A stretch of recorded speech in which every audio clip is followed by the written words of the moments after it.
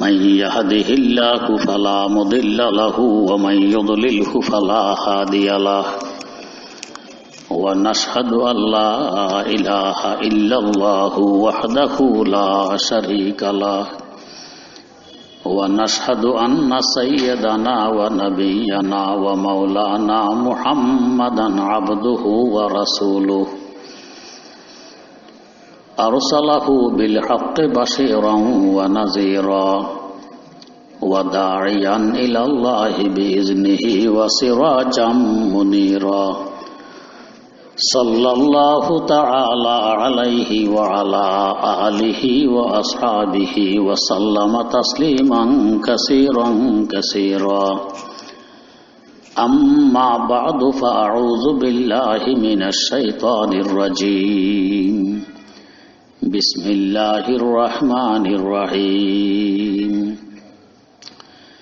يا أيها الناس اعبدوا ربكم الذي خلقكم والذين من قبلكم لعلكم تتقون صدق الله مولانا العظيم اللهم صل على سيدنا محمد وعلى آل سيدنا محمد كما صليت على سيدنا إبراهيم وعلى آل سيدنا إبراهيم إنك حميد مجيد اللهم بارك على سيدنا محمد وعلى آل سيدنا محمد كما باركت على سيدنا إبراهيم وعلى آل سيدنا إبراهيم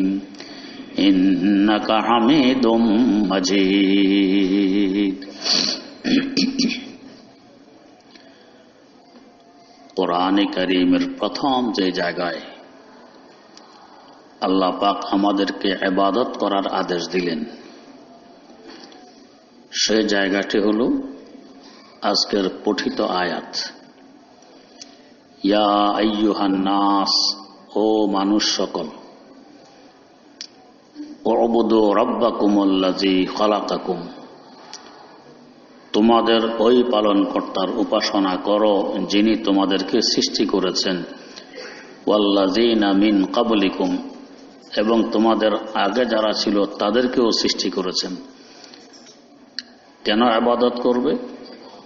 লাআল্লাকুম তাত্তাকুন, যাতে তোমাদের মধ্যে তাকওয়া সৃষ্টি না হয়, তাকওয়া সৃষ্টি হয়। এই আয়াতের প্রথম শব্দ ইয়া আইয়ুহান নাস, ও মানুষ সকল। শুধু মুমিন নয়, গোটা দুনিয়ার কিয়ামত পর্যন্ত আনেওয়ালা সকল মানুষকে একসাথ করে বললেন ইয়া আইয়ুহান নাস, ও মানুষ সকল। প্রথম যে সম্বোধন করলেন কোরআনে সেটা নাস শব্দ দিয়ে করলেন। এর রহস্য কি? এর একটি রহস্য তো হইল নাস উনসিয়ত থেকে বেরিয়ে এসেছে। নাস শব্দটি বেরিয়েছে উনসিয়ত থেকে। উনসিয়ত মানে মহব্বত, মিলমিলাপ। আল্লাহ পাক একটি আদেশ দিতেছেন ইবাদত করার।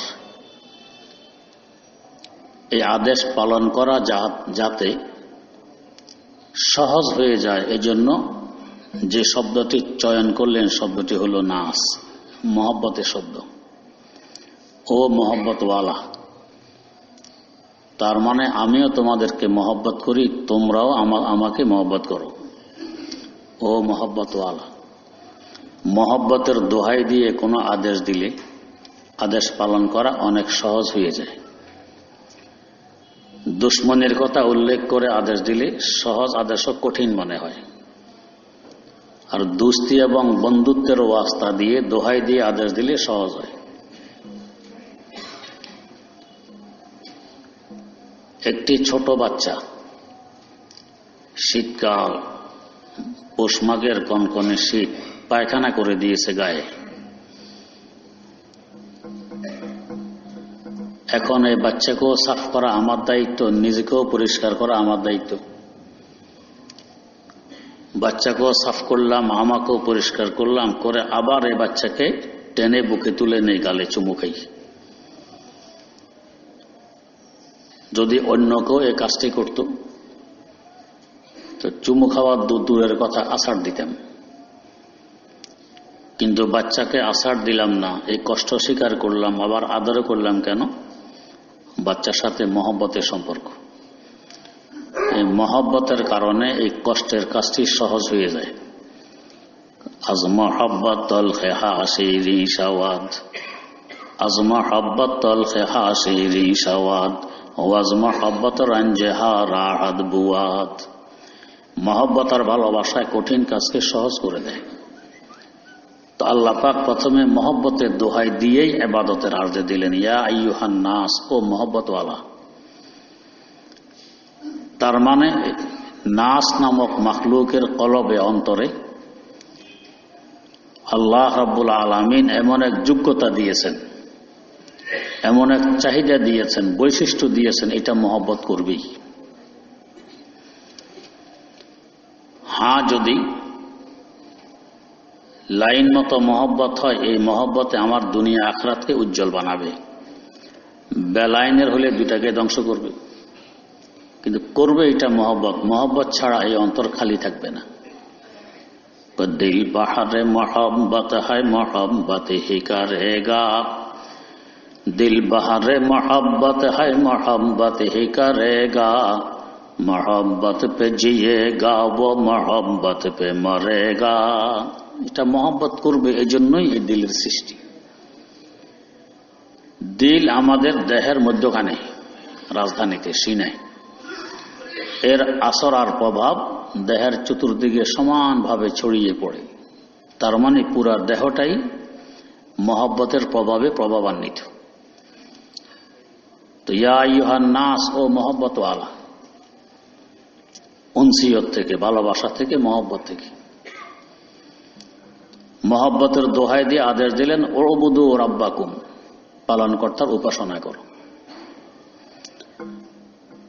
নাস আবার নেসিয়ান থেকেও নির্গত হয়। নেসিয়ান মানে ভুলে যাওয়া। মানুষের একটা স্বভাব, মানুষ ভুলে যায়। ভুলে যাওয়া কিন্তু আল্লাহর রহমত। মনে থাকা যেভাবে আল্লাহর রহমত, ভুলে যাওয়াও আল্লাহর রহমত। কোনো কিছু না ভুললে অনেক সময় চলা কঠিন হয়ে যায়। আমার দাদা উস্তাদ ইমামুল আসর হযরত শাহ আনোয়ার কাশ্মীরি রাহিমাহুল্লাহ বলতেন না কিছু, কমাস কম 40 বছর।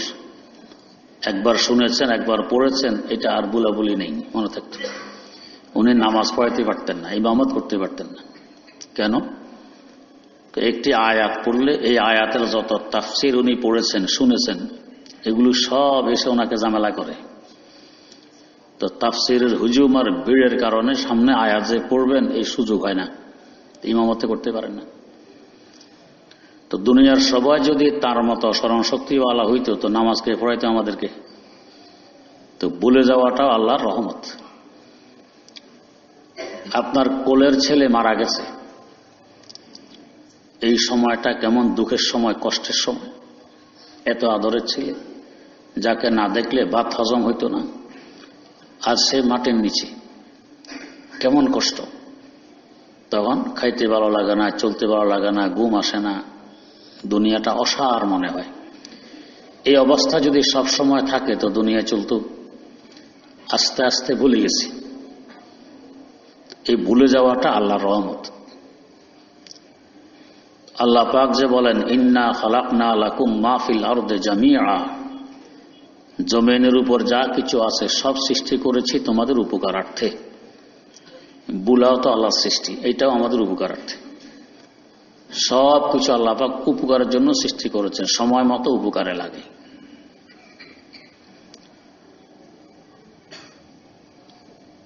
এখানে আরেকটি রহস্য লুকিয়ে আছে, সেটা হইল তোমাদেরকে আদেশ করেছি ইবাদত করার, আবার গুনাহের ধারে কাছে না যাওয়ার। এটা অন্য আয়াতে আদেশ আছে। কিন্তু গুনাহ করে ফেলো বলে কোনো কাজ করলে এই ওজরটা গ্রহণযোগ্য হয়, এই অপরাধটা ক্ষমাযোগ্য হয়। বুলি করছি, মনে ছিল না, তো আল্লাহ রাব্বুল আলামিন নাস শব্দ দিয়ে সম্বোধন করে ইবাদতের আদেশ দিলেন, ও বলনেওয়ালা, যারা ভুলে যাও, তোমাদেরকে আদেশ দিতেছি ইবাদত করো। তার মানে ভুল ভ্রান্তিতে যদি নাফরমানি করেও ফেলো, গুনাহে লিপ্ত হইয়েও যাও, যেহেতু ভুলই করছো, এই ওজরটা আমার দৃষ্টিতে গ্রহণযোগ্য, এটা আমি গ্রহণ করে ক্ষমা করে দিব, ইবাদত করো, নিরাশ হইও না। তো নাচ দিয়ে সম্বোধন করে আমাদের ওজরটা তিনি কবুল করে নিলেন। আমরা ভুলে যাই, ভুলে গুনাহ করে ফেলি, মনে নেই। কোনো বাচ্চা একটা কাজ করে, এটা তার জন্য ক্ষতিকর অথবা আপনার জন্য ক্ষতিকর, বুঝাইছেন এটা করবে না, এর ফলে আবার করে ফেলছে, এটা করলে মনে নেই। এই দুর্বলতাটা আপনার কাছে গ্রহণযোগ্য হবে। মনে আছে তারপরও করলাম, কেন আপনার কথা মানলাম না, এই অবস্থা আর মনে নাই, এই জন্য করছি। দুই অবস্থা কি এক? কোনোদিনও এক নয়। মনে আছে তারপরও করছি, আপনার কথা মানলাম না, এটা তো কঠোর শাস্তির কারণ হয়ে দাঁড়ায়। কিন্তু করতাম ঠিক, প্রতিজ্ঞাবদ্ধ, আপনার আদেশ মানব, কিন্তু মনে নেই, এই জন্য পারিনি। এই ওজর, এটা গ্রহণযোগ্য ওজর। আল্লাহ প্রথমে নাস শব্দ দিয়ে সম্বোধন করে আমাদেরকে আশ্বস্ত করলেন, তোমরা কোনো গুনাহ খাতা যদি করো ভুলে, পেরেশান হইও না, নিরাশ হইও না, আমি ভুলকে কি করি? ক্ষমা করে দিই। অতএব পেরেশান না হয়ে আমার ইবাদতে লিপ্ত হও, ইবাদত করো, ইয়া আইয়ুহান নাস। 3 নম্বর আরেকটি রহস্য আছে। নাস উনসিয়ত থেকে, তার মানে এরা একা একা থাকতে ভালো পায় না, কারো সাথে থাকতে, মিলেমিশে থাকতে ভালো পায়। তাই দেখবেন একা একা একটা ঘর একবারে দূর দরাজ এলাকায়, আশেপাশে কয়েক কিলোমিটার ব্যাপী কোনো ঘর নেই, এরকম কেউ করে না। যেখানে মানুষ বসবাস করে, গ্রামে, পাড়ায়, মহল্লায়, ওইখানেই বসবাসের জন্য ঘর বানায়, একসাথে থাকতে ভালোবাসে। হ্যাঁ, যদি কোনো কারণে একা হইয়াও যাও, এখনো একা থাকবা না, আমি আল্লাহকে সাথে নিয়ে থাকো। উনসিয়ত থেকে আমি আল্লাহর সাথে মহব্বত স্থাপন করে আল্লাহকে সাথে নিয়ে থাকো, একাকিত্বের আতঙ্ক দূর হয়ে যাবে। আল্লাহ আমার সাথে আছে, আমি তো একা নই। ইন্নাল্লাহা মা'ানা, আল্লাহ পাক আমাদের সাথে আছেন। যখন এই ইয়াকিন আমার অন্তরে জমে যে আল্লাহ আমার সাথে আছেন, আমার একাকিত্বের পেরেশানি, অস্থিরতা থাকবে না, এটা দূর হয়ে যাবে। এর পাশাপাশি আরেকটা ফায়দা কি হবে? আল্লাহ যেহেতু সাথে আছেন, এই ইয়াকিন আমার অন্তরে বদ্ধমূল, আমার চেষ্টা থাকবে কিভাবে ওনাকে রাজি করতে পারি, খুশি রাখতে পারি। তার মানে ইবাদতটা বেশি হবে। তো ইয়া আইয়ুহান নাস উবুদু রাব্বাকুম, পালনকর্তার ইবাদত করো, মানে বেশি বেশি করো। কেন? আমি তো সাথে আছি, আমারে খুশি করার জন্য ইবাদত যত বেশি করতে পারো, ততই তো আমি খুশি। এর পাশাপাশি ইঙ্গিত বহন করে আগে যে আছে লাআল্লাকুম তাত্তাকুন, তোমাদের অন্তরে তাকওয়া সৃষ্টি হবে। তার মানে আমি যে তোমাদের সাথে আছি, এই ইয়াকিন বদ্ধমূল থাকলে আমাকে সাথে রেখে গুনাহ করবা কিভাবে? আমি তো তোমার সাথে দেখতেছি। আপনার আব্বা একটি আদেশ করেছে, আব্বা এখানে নেই, আদেশ লঙ্ঘন করছেন, আব্বার নাফরমানি হয়েছে, এটা এক ধরনের নাফরমানি। আব্বার সামনে যদি তার আদেশটা লঙ্ঘন করা হয়, নাফরমানি করা হয়, এটা কত বড় নাফরমানি? আব্বাই বলবে কি, আমি তো সামনে, তারপর তো এই কাজটা করলি, আমার একটুও ভয় ফেলি না, আমার দিকে লক্ষ্য রাখলি না, আমার সামনে তোর আবার এই কাজ। তো আল্লাহ রাব্বুল আলামিন সামনে, ইয়াকিন যখন অন্তরে বদ্ধমূল হয়, এখন গুনাহ পরিহার করা সহজ হয়ে যায়, গুনাহ থেকে বাঁচা তোমাদের জন্য সহজ হবে। এই জন্য আল্লাহ পাক নাস শব্দ দিয়ে সম্বোধন করলেন, ইয়া আইয়ুহান নাস। এতে ইবাদতগুলো সহজ হয়ে গেছে।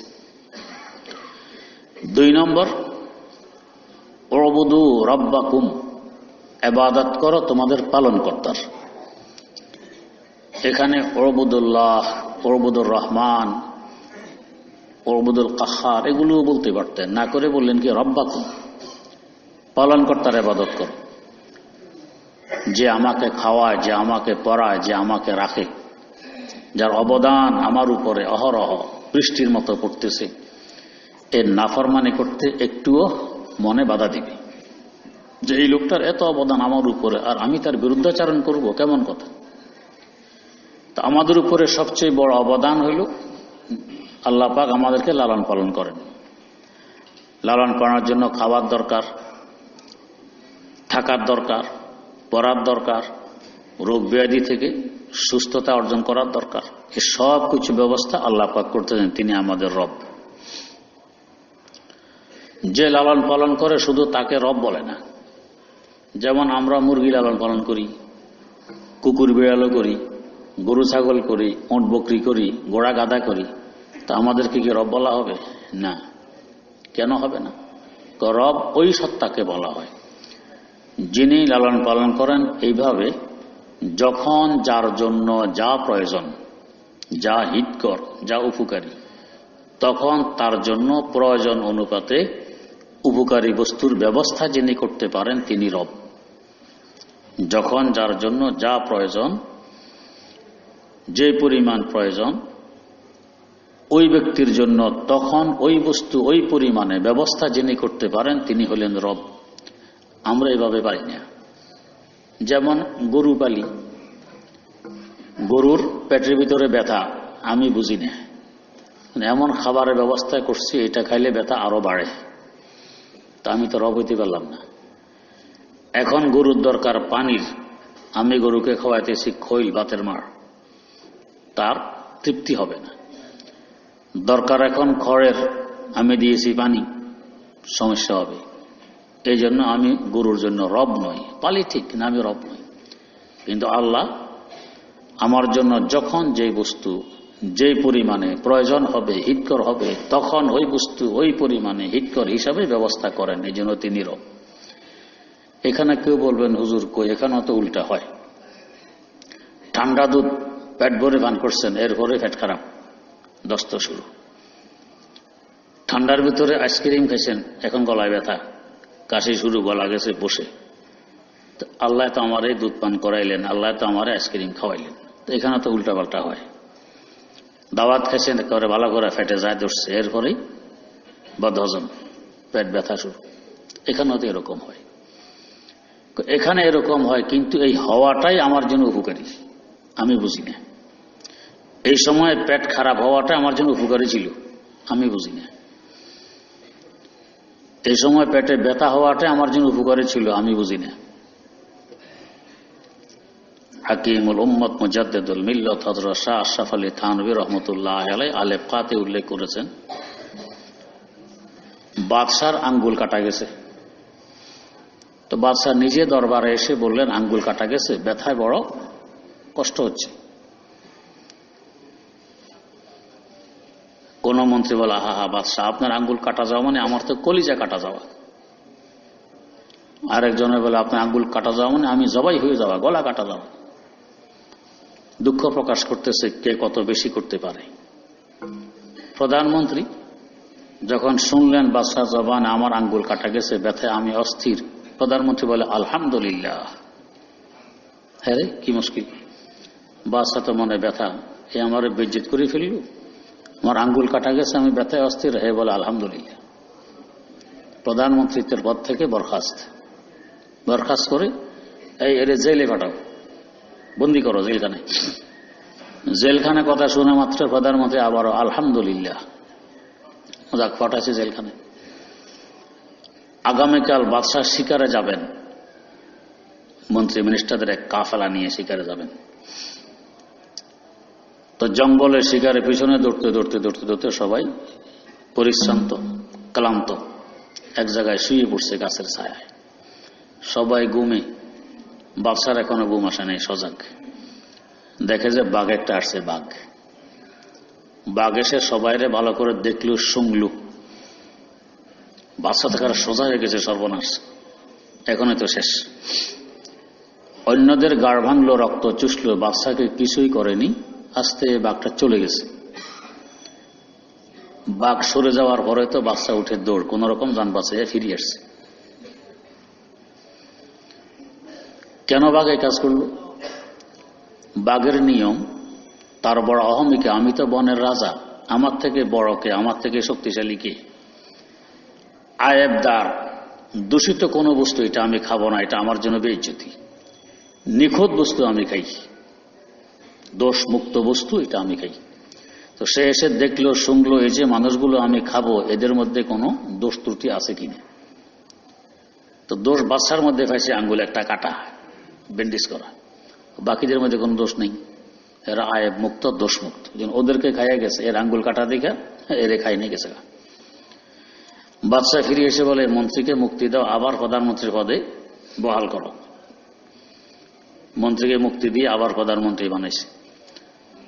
এখন বাদশাহ প্রশ্ন করলেন মন্ত্রী, আমার আঙ্গুল কাটার সংবাদে কালকে যে তুমি আলহামদুলিল্লাহ পড়ছো এটা আমার বুঝে আসছে, যদি এই আঙ্গুল কাটা না যাইতো আমি এখন থাকতাম বাঘের পেটে।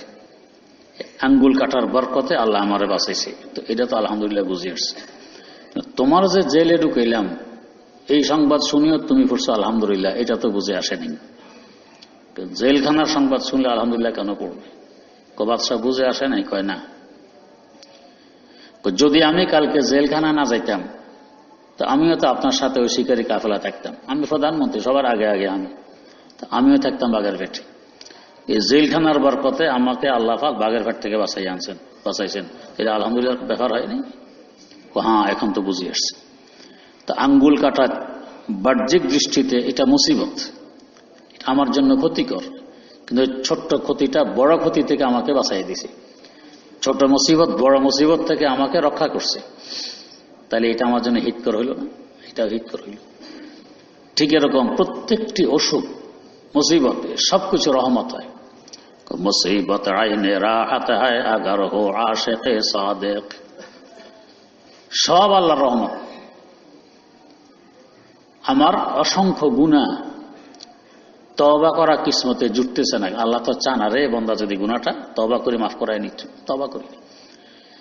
অনেক সময় পিতা মাতা চায় সন্তান অন্যায় করছে, আরে একটু আসি মাপটা চাইলেই তো আমি ক্ষমা করে দিই, অপেক্ষায় থাকে মাফ চায়।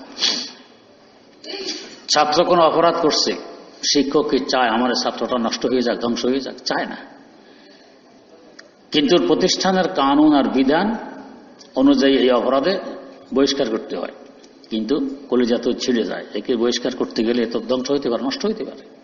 তো অপেক্ষায় থাকে, দেখি নত হইয়া নিয়ে আসে, মাপনি চায়, মাপ চাইলে ক্ষমা চাইলে একসময় ক্ষমা করে দিই।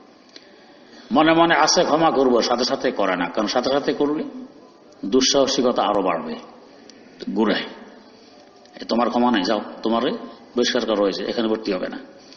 কিন্তু ওস্তাদ বোঝে, মুখে তো বলে ঠিক ভর্তি হবে না যাও, কিন্তু বোঝে কষ্ট কেমন হয়, যে আমার একটা ছাত্র নষ্ট হবে, হ্যাঁ, লেখাপড়া থেকে মাহরুম থাকবে, এটা আসলে ওস্তাদ সহ্য করতে পারে না। প্রতিষ্ঠানের খাতিরে, অন্য ছাত্রদের খাতিরে এটা করতে বাধ্য।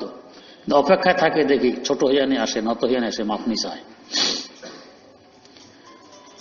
আল্লাহ তো আল্লাহ রাব্বুল আলামিন অপেক্ষায় থাকেন, বান্দা মাফনি চায়, তওবানি করে, দেখি গুনাহ তো করছে অনেক, মানুষ হিসাবে গুনাহ হইয়া যায়, শয়তান ধোঁকা দেয়, যে মাফ তো চায় না, মাফ চায় না, তখন একটা মুসিবত দিয়া দেয়।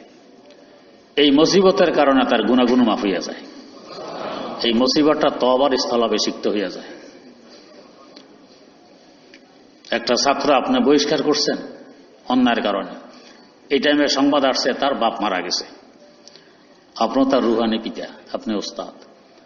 এখন যদিও বহিষ্কারযোগ্য ছাত্র, বাপ মারা সংবাদে আহার সেটা বাপ মারা গেছে, এখন বহিষ্কারগুলির অবস্থা কি হবে?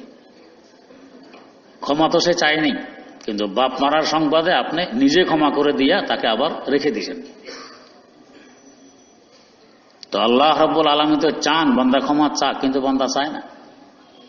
তখন কোন একটা মুসিবত দিয়ে আল্লাহ পাক ক্ষমা করে দেন, নিষ্পাপ বানান, এই জন্য মুসিবত আসে।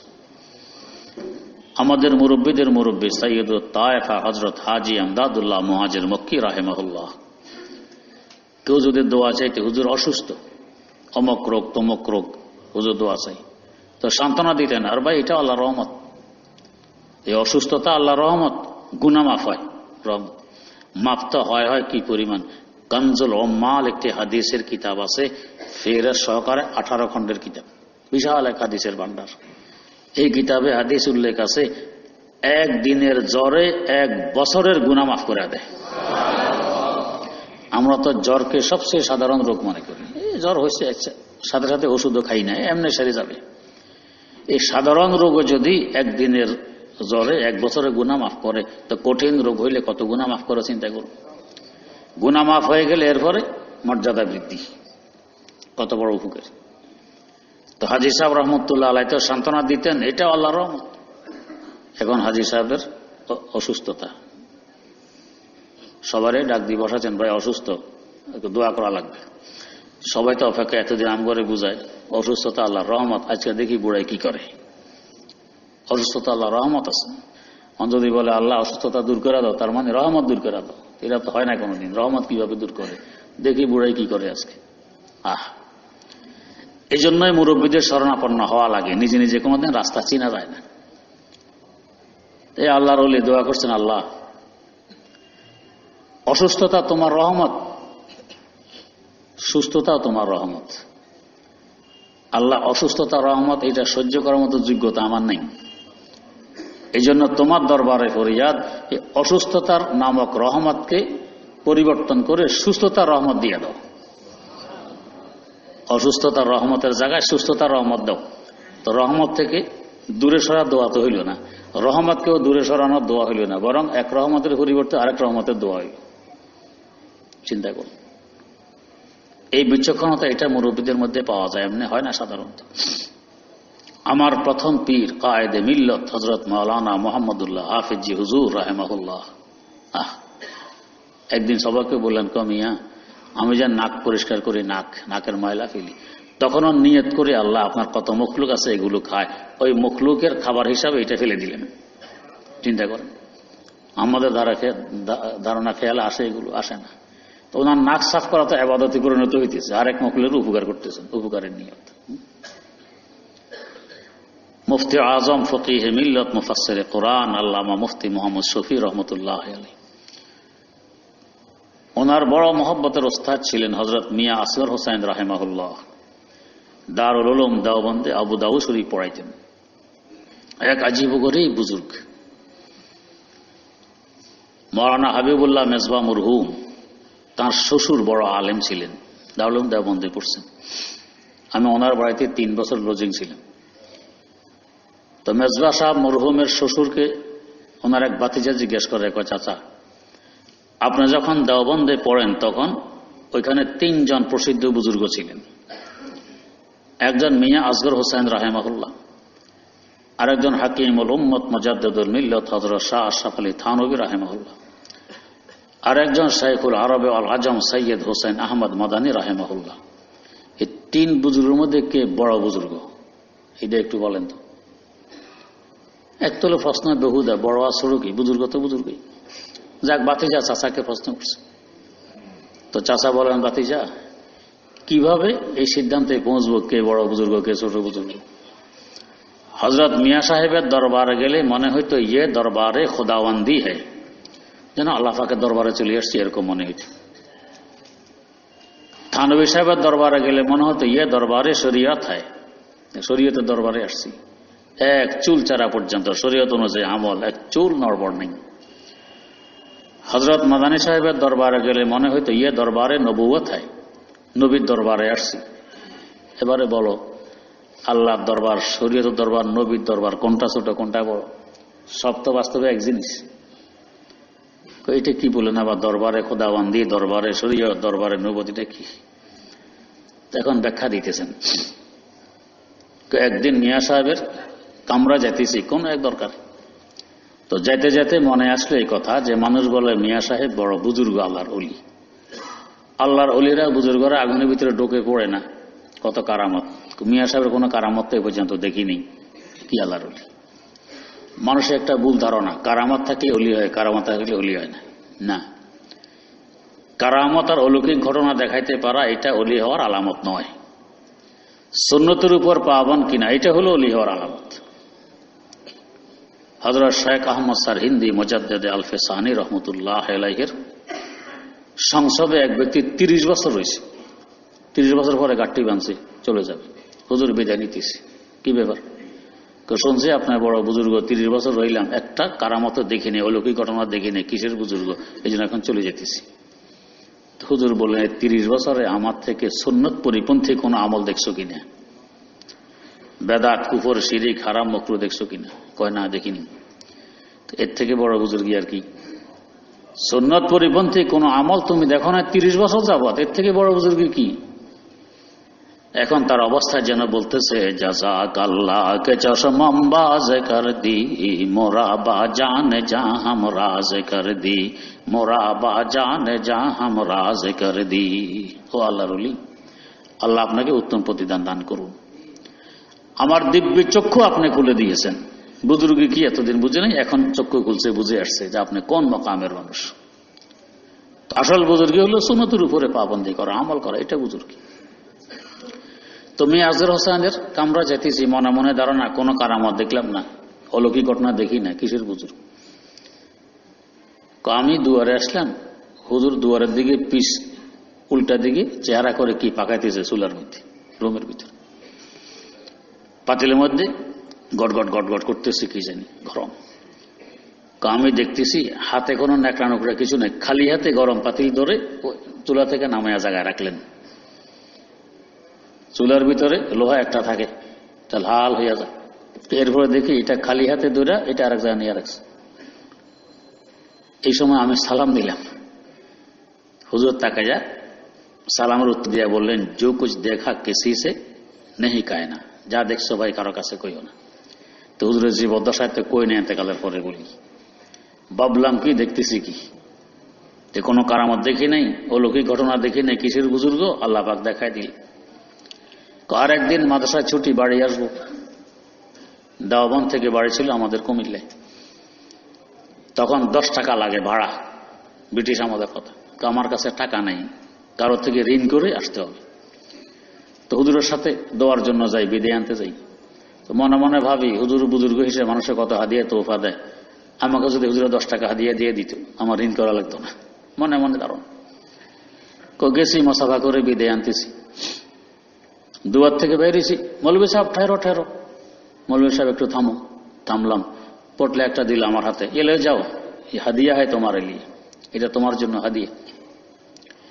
কামরা এনে খুলে দেখি একটা জামার কাপড়, ভিতরে 10 টাকা। ভাবলাম কি হলো কি? তো বলো, ইয়ে দরবারে খোদাবন্দি হয়, সবকিছু যেন আল্লাহ পাকের ইশারা এখানে হইতেছে, এর বাইরে কোনো কিছু নেই। হযরত মাদানী রহমতুল্লাহ আলাইহির দরবারে আসলে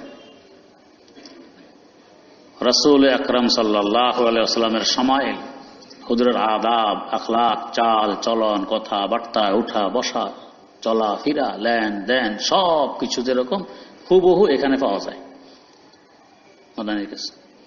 হুজুর সাল্লাল্লাহু আলাইহি ওয়াসাল্লাম কি ছোট কি বড় সকলের সেবা করার চেষ্টা করতেন। হযরত মাদানী রহমতুল্লাহ আলাইহির কাছে মুরিদ হতে আসছেন মাওলানা আব্দুল মাজেদ দরিয়াবাদী মরহুম, মুরিদ হতে আসছেন। খানা দানা করাইয়া শোয়া রাখছেন। মাওলানা আব্দুল মাজেদ বলতেছেন, একটু পরে দেখি কে যেন আমার পা টিপ দিয়েছে, আবার ফাঁকাও করতেছে। তখন তার এই কারেন্টের ফ্যান ছিল না। এখানে শুইলাম, কে পা টিপে, কে পাখা করে। চোখ করে দেখি যার কাছে মুরিদ হতে আসছে তিনি পা টিপতেছেন, তিনি ফাঁকা করতেছেন। চিন্তা করেন কেরম মানুষের সেবা, মেহমানের সেবা, আজিব। তো এই দরবারে নবুয়ত হয়, যারা নবীর দরবারে আসছে, যা কিছু কিতাবে পড়তেছি নবীর ব্যাপারে সব এখানে দেখা যায়। হযরত থানবী রাহমাতুল্লাহ আলাইহির দরবারে গেলে শরীয়ত যা বলে এক চুর এর থেকে নড়বড় নেই। হযরতের 2 বিবি ছিলেন, 2 বিবি। তরমুজ নিয়ে আসছে একজনে, তা বলবে আমার তো বিবি 2 জন, এটার মধ্যখান দিয়ে কাটো, কেটে 2 ভাগ 2 করে ফাটাই দাও। তো বেটা ছুরি ধরছে মধ্যখান দিয়ে, ঠেরো ঠেরো, থামো। যে হুজুর কি হয়েছে? এইভাবে কাটলে তো হবে না, বোটার দিকের স্বাদ একরকম, পিছনের দিকের স্বাদ আরেক রকম। তা এক ঘরে যাবে বোটার দিক, আরেক ঘরে যাবে পিছনের দিক, স্বাদ তো একরকম হইল না, এটা তো ইনসাফ হবে না। তো কি করতাম, লম্বালম্বি কাটতে হবে, যাতে উভয় টুকরার মধ্যে বোটার দিকও থাকে, পিছনের দিকও থাকে। এইভাবে কাটা হযরত দরবারে পাল্লা ছিল, 2 পাল্লা তুলে সমান সমান করে এবার 2 করে পাঠাও। চিন্তা করুন, শরীয়ত যা বলে যে 2 স্ত্রীর মধ্যে সমতা বজায় রাখতে হবে, কি রকম সমতা আমরা হয়তো এগুলো কল্পনা করতাম না। ওয়াজ করতেছেন, ওয়াজ। এই সময় এক বেটা বৌদ্ধ গ্রাম্য লোক গুড়ের কলা নিয়ে আসছে। গুড়, এই যুগে কলায় গুড় রাখতে হয়, মাটির কলা। ওয়াজের ভিতরে, মৌলভী জি তোমার লিয়ে গুড় হাদিয়া লায়া হুঁ, কাহা রাখো। मौलवी साहब तुम्हारे জন্য गुड़ आनছি हादिया कोथा रखो? वहीं रख दो कोने पे। ওইখানে কোনা রাখো। नहीं वहां नहीं रखूंगा। ওইখানে রাখবো না। এখন ওয়াজের মধ্যে ঝামেলা করছে ডিস্টার্ব। মেরে সার পর রাখো। তা আমার মাথায় রাখো। সোজা না হুজুরের মাথায় গুড়ের গলা তুলে দিস। গ্রাম বলো হুজুর কিছুই বললেন না, সে মাথায় তুলে দিলে হুজুরের দৌড়ে রাখছেন যাতে না পড়ে। এরপরে নিজের হাতে নিয়ে ওই কোনায় তুলে দিয়েছেন, ওকে কিছুই বললেন না। তো চিন্তা করেন রাসূল আকরাম সাল্লাল্লাহু আলাইহি ওয়াসাল্লামের সাথে এই বৌদ্ধরা কি আচরণ, কি অবস্থা। হুজুর ওটের পিঠে চাইতেছেন, ধরছে ওটের লেগামটা নাই, হুজুরের চাদর পর্যন্ত কি কর কাছে কাঁটার মধ্যে পেঁচায় গেছে, আটকে গেছে। এটার উত্তর দিয়া যাও, এই করো সেই করো, কত রকম। অথচ শাহেদ ও আলম, কিন্তু আদব লেহাজ গ্রাম্য মানুষ, মূর্খ মানুষ বোঝে না। কিন্তু হুজুর কোনোদিন গরম হন নাই কারোর উপরে, এই নরম। তো হযরত থানভী রহমতুল্লাহ আলাইহি ঠিক যেভাবে শরীয়ত বলে এইভাবে উনি চলতেন, এক চুল পরিমাণ এদিক সেদিক নাই। তো ইয়ে দরবারে শরীয়ত হয়। তো এবারে বলো শরীয়ত, নবুয়ত আর আল্লাহ রাব্বুল আলামিনের কোনটা কার থেকে বাইরে, কোনটা কার থেকে বাইরে নয়, কে বড় কে ছোট এখানে এটা বলা যায় না। আল্লাহ। তো মুফতি শফি রহমতুল্লাহ আলাইহি তাঁর ওস্তাদ মিয়া আজর হোসেন রহমতুল্লাহর সাথে খুব বেশি সম্পর্ক ছিল। তো একদিন হুজুরের ঘরে খাইতে বসছেন হুজুরের সাথে। ইনি তো পুরা ভারতবর্ষের সবচেয়ে বড় মুফতি, ওস্তাদের সাথে খাইতে বসছেন। তো খানা দানা শেষ, খাবার উঠানো হইল, এখন দস্তরখানটা বাইরে নিয়ে ঝাড়তে হবে। তো মুফতি সাহেব রহমতুল্লাহ আলাইহি দস্তরখান নিচেন, বাইরে ঝাড়বেন। ওস্তাদ একটু খেদমত। ওস্তাদ বললেন মুফতি সাহেব ঠেরো। মুফতি সাহেব একটু থামো। থামছেন। आपसे দস্তরখান ঝাড়না আতা ভি হ্যায়? দস্তরখান কিভাবে ঝাড়তে হয় এটা আপনি জানেননি, চিন্তা করেন। দারুল উলুম দেওবন্দের প্রধান মুফতি বলতেছেন দস্তরখান কিভাবে ঝাড়তে হয় এটাকে আপনি জানেন? দস্তরখান বাইরে নিয়ে ঝেড়ে আসবো, এটা আবার জানার কি আছে, অজানার কি আছে? কয় নেই, इस तरह नहीं झाड़ना होता, এভাবে ঝাড়তে হয় না। দেখো किस तरह झाड़ना होता है, দেখুন কিভাবে ঝাড়তে হয়। তো রুটির পোড়া টুকরা, কাঁচা কিনারা, এগুলো দস্তরখানে ছিঁড়া পড়ে আছে। এগুলো ঘরের চালের দিকে এমনি ছুরি মারলেন, দেখেন সেখানে কাক কয়েকটা আছে, বাস কাক কি আনন্দ উৎসবের সাথে এগুলো খাইতেছে মুখে নিয়ে। কাকেরা বোঝে যে এই সময় হুজুরে এখানে এই রুটি টুকরা দেয়, এই জন্য এই সময় এখানে হাজির হয়, ওদেরকে দিল। গোশতের হাড় আরেকখানে রাখলেন, যে কুকুর কয়েকটা এসে কি খুশি হাড় খাইতেছে, কুকুরও জানে যে এই সময় হুজুরে এখানে এগুলো দিবি। মাছের কাঁটা আরেকখানে, বিড়াল কয়েকটা এসে কি আনন্দ কাঁটা খাইতেছে, বিড়াল কাঁটা খায়। আর যে রুটির গুড়ি কিছু কনাকানি পড়ে গেছে, এটা দেখে আরেকখানে পিপিলিকা মাটি কতগুলো তুলে রাখছে, ওইখানে নিয়ে যাচ্ছে। পিপিলিকারা মুখে নিয়ে নিয়ে টুকরাগুলো নিয়ে যেতেছে গর্তের ভিতরে। এক একটা বস্তু এক এক জায়গায় রাখলেন, কোন মাখলুকের খাবার কোনটা এই হিসাবে। এরপরে ইস্তরা দস্তরখান ঝাড়না হতা হয়, দস্তরখান এইভাবে ঝাড়তে হয়। এখন দেখেন তার দস্তরখান ঝাড়াটা কত বড় ইবাদতে পরিণত হয়েছে। কাকের দোয়া পাইতেছেন, কুকুরের দোয়া পাইতেছেন, বিড়ালের দোয়া পাইতেছেন, পিপিলিকার দোয়া পাইতেছেন, আরো কত হাজারো লাখো মাখলুক দোয়া করতেছেন। এই জন্যই বুজুর্গানে দিনে শরণাপন্ন হইতে হয়, এছাড়া বড় হওয়া যায় না। প্রত্যেক কাজ ইবাদতে পরিণত হইতেছে। আর আমরা এরকম কত খাবার কত কিছু নষ্ট করে ফেলে দিই। এখন হয়তো বলবেন টাউনে যে আমাদের তো এই সুযোগ নেই, রাস্তাঘাট সব পাকা, এখানে এইভাবে আমাদের জুটা ভাত এই সময় ফালাইলে আরেকজনে দিবে গালি, মুসিবত না। আপনি ময়লার বালতিতে ময়লা ফেলুন, ময়লাওয়ালা এসে ময়লা নিয়ে যাবে, ফালার সময় নিয়ত করুন আমার এই ময়লা সে যে ডাস্টবিনে নিয়ে ফেলবে। সেখানে কুকুর খাবে, পিপিলিকা খাবে, বিড়াল খাবে, কোনো গরু ছাগল এসাও খাবে। এরপরে বা যেগুলো পানির সাথে চলে যাবে, সাগরে পৌঁছবে, মাছে খাবে, আরো কত মাখলুক পানিতে আছে হেরা খাবে। আপনি নিয়ত করে ফেলুন না, নিয়তের কারণে আমার সব চলে আসবে, যদিও খানেওয়ালা কেউ না থাকে এইটা আমাকে পাবে না। তো নিয়ত করতে তো অসুবিধা নেই, কোনো বেশি কোনো শ্রম নাই, বেশি কোনো খরচ নাই, শুধু নিয়তটাই করলাম, সব চলে আসবে। তো আল্লাহ রাব্বুল আলামিন যে আমাদের পালন কর্তা, কোন কাজ কিভাবে করলে আমাদের জন্য হিত করে এটা আমরা বুঝি না, আল্লাহ পাক বোঝেন। তো আল্লাহর ওলি দোয়া করলেন যে আল্লাহ অসুস্থতা এটা আল্লাহ আপনার রহমত, ঠিক কিন্তু সুস্থতা আপনার রহমত। আল্লাহ অসুস্থতা রহমত সহ্য করার মতো যোগ্যতা নাই, আমি দুর্বল, এই জন্য আপনার কাছে ফরিয়াদ এই রহমতটাকে সুস্থতার রহমত দিয়ে পরিবর্তন করে দেন। কি কৌশলে আল্লাহ পাকের কাছে দোয়া করে দিই, কৌশল। তো আল্লাহ রাব্বুল আলামিন এই জন্য রব। কখন আমার জন্য কি হিট করা হয়, কি দরকার হয় আমি বুঝবো না। এই মুহূর্তে অসুস্থতে আমার জন্য উপকারী, আমাকে অসুস্থই বানাইছেন, আমি বুঝবো না। তাই তিনি রব পালন করতেন। কিভাবে ব্যবস্থা করবেন আমার থাকা খাওয়া এবং পড়ার, এটার কল্পনা আমি করতে পারবো না। কল্পনার বাইরে মনে হবে যেন এখান থেকে আমার আসবে কিছু, মোটো আসে নাই, অস্থির হইয়া যায়, আর একখান দিয়ে আরো বেশি চলে আসছে। খোদা গর্ব হেকমত ববন্দার দরে, খোদা গর্ব হেকমত ববন্দার দরে, কুশায়াত বফজলা সে দরে দিগারে। কোন কৌশলগত কারণে এক দুয়ার বন্ধ করে দিলে আরো বড় আরেক দুয়ার খুলে দেন, এটা আমি বুঝি না। আমাদের এখানে একজন মুসল্লি, তার ছেলে আছে মেয়ে আছে অ্যাবনর্মাল। আগে তেমন দিনদারি ছিল না আলহামদুলিল্লাহ, এখন এখানে তাফসিরা তালিমের বরকতে দিনদারি আসছে। তার স্ত্রী এখন দমদমে শুকর আদায় করে, আগে আমার সংসারটা ছিল জাহান্নামের একটা টুকরা।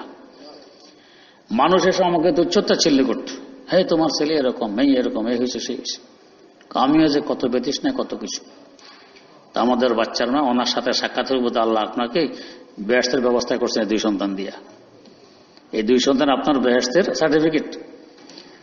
এই যে লালন পালন করতেছেন, ধৈর্য ধারণ করতেছেন, এদের বিনিময়ে আল্লাহ আপনাকে ব্যস্ত দিবেন। তো এখন ওই মহিলা বলে, হুজুর আফা, এখন আমার সংসার কত সুখের, এখন আমার কাছে আর কোনো কষ্ট রয় নেই, এখন আনন্দের সাথে সেবা করতেছি। আমার অ্যাবনর্মাল ছেলের অ্যাবনর্মাল মেয়ের আনন্দের সাথে করি, এটা আমার ব্যস্তের পুঁজি।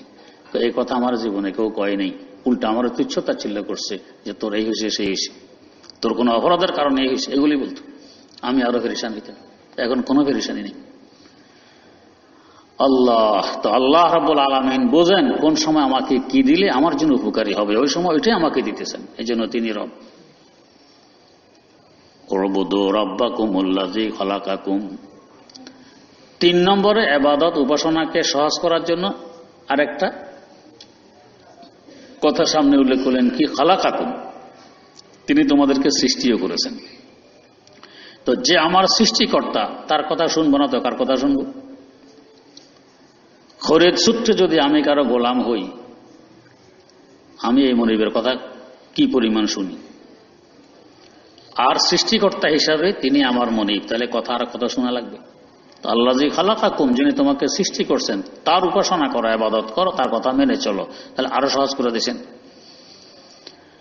আগে উপকারিতা কি, কাজের উপকারিতার সামনে আসলে কাজ সহজ হয়, আর লাভ কি হবে এটা সামনে না আসলে কাজ কঠিন মনে হয়। আল্লাহ পাক উপকারিতা কি, লাআল্লাকুম তাত্তাকুন, তোমার অন্তরে তাকওয়া জন্ম নিবে। এই তাকওয়া, ভয়ে, তাকওয়ার অনুবাদ তো আমরা করি ভয় শব্দ দিয়ে, ভয়। তাকওয়ার অর্থ ভয় ঠিক, কিন্তু ভয় হয় 2 প্রকার, ডান্ডার ভয়, মহব্বতের ভয়। আমি প্রায় বলে থাকি, ডান্ডার ভয় ক্ষণস্থায়ী, মহব্বতের ভয় চিরস্থায়ী। ডান্ডার ভয় যতক্ষণ ডান্ডা আছে ততক্ষণ ভয় আছে, ডান্ডা নেই তো ভয়ও নেই। ঢাকা জ্যামের শহর যখন শুরু হয়, মার্শাল ল, আর্মি শাসন, জ্যাম ট্যাম কিছু নেই। এখন যেরকম 1,33,00,000 মানুষ বসবাস করে, তখনও 1,33,00,000 মানুষ বসবাস করে, তখন জ্যাম নেই। কেন নাই? ডান্ডা আছে মাথার উপরে, উল্টাপাল্টা করলে ডান্ডা পড়বে। আজকে মার্শাল্লাহ উঠে গেছে, বাস কালকে থেকে আবার যে জ্যাম সেই জ্যাম। এই ক্ষণস্থায়ী, ডান্ডা আসছে সোজা, ডান্ডা নেই আবার ব্যাক। কিন্তু মহাব্বতের ভয়, বন্ধু সামনে থাকলেও ভয় আছে, আমার কোন কথা কোন আচরণ তার কাছে খারাপ লাগে, বন্ধুত্ব নিয়ে ভেঙে যায়। দূরে থাকলেও আমার এই ভয়, আমার কোন কথা তার কানে পৌঁছে, বন্ধুত্ব নিয়ে ভেঙে যায়। এটা চিরস্থায়ী ভয়, স্থায়ী ভয়। আল্লাহ পাক বলেন, বান্দা ডান্ডার ভয়ও করো, মহব্বতের ভয়ও করো, এই দুইটাই সৃষ্টি হবে আমার ইবাদতের মাধ্যমে। ডান্ডার ভয় সৃষ্টি হলে গুনাহ পরিহার সহজ হবে, জাহান্নাম থেকে বাঁচা সহজ হবে। ডান্ডার ভয়ে গুনাহ থেকে সরাইয়ে রাখবে, জাহান্নাম থেকে বাঁচিয়ে দিবে। মহব্বতের ভয়ে ইবাদত সহজ করে দিবে, তোমাকে জান্নাতে নিয়ে যাবে। তো ডান্ডার ভয়ে জাহান্নাম থেকে বাঁচায়, মহব্বত হয় জান্নাত দেয়। এই দুইটা তোমার অর্জন হবে। তার মানে ইবাদতের মাধ্যমে জাহান্নাম থেকে বাঁচলাম, জান্নাতের অধিকারী হইলাম, আল্লাহ পাক আমাকে জানাইয়া দিলেন এটা তোমার পুরস্কার। এর থেকে বড় পুরস্কার তো আর কিছু হইতে পারে না। জাহান্নাম থেকে বাঁচলাম, জান্নাত পাইলাম। তাহলে ইবাদতটা এখন কত সহজ হয়ে গেছে। কিভাবে আল্লাহ পাক সহজ করে করে নিয়ে আসতেছেন। প্রথমে ইনসান, মহব্বতের দোহাই, ইনসান ভুলে যাওয়ার ওজর, অনজিয়ত, মিলেমিশে থাকা। এরপরে রব, পালন কর্তা। এরপরে যাইয়া খালাকাকুম, সৃষ্টিকর্তা, আমি সৃষ্টি করেছি। এরপরে পুরস্কার কি? জাহান্নাম থেকে বাঁচা, জান্নাত অর্জন, এটা তোমার পুরস্কার। কত সহজ হয়ে গেছে না ইবাদত। যদি এগুলো আমার অন্তরে বদ্ধমূল হয়ে থাকে, ইয়াকিনের সাথে অন্তরে বসে থাকে, এখন গুনাহ থেকে বাঁচা কত সহজ হয়, ইবাদত করা কত সহজ হয়। দুইটাই সহজ হয়ে গেছে। আল্লাহ রাব্বুল আলামিন আমাদেরকে সহজে গুনাহ পরিহার করে ইবাদত করে জাহান্নাম থেকে বাঁচা এবং জান্নাত লাভ করা তৌফিক দান করুন। সুবহানাল্লাহি ওয়া বিহামদিহি, সুবহানাকাল্লাহুম্মা ওয়া বিহামদিক, আশহাদু আল্লা ইলাহা ইল্লা আনতা, আস্তাগফিরুকা ওয়া আতুবু ইলাইক। নামাজের প্রস্তুতি নেই, নামাজের পরে ইনশাআল্লাহ জিকিরে তালিম।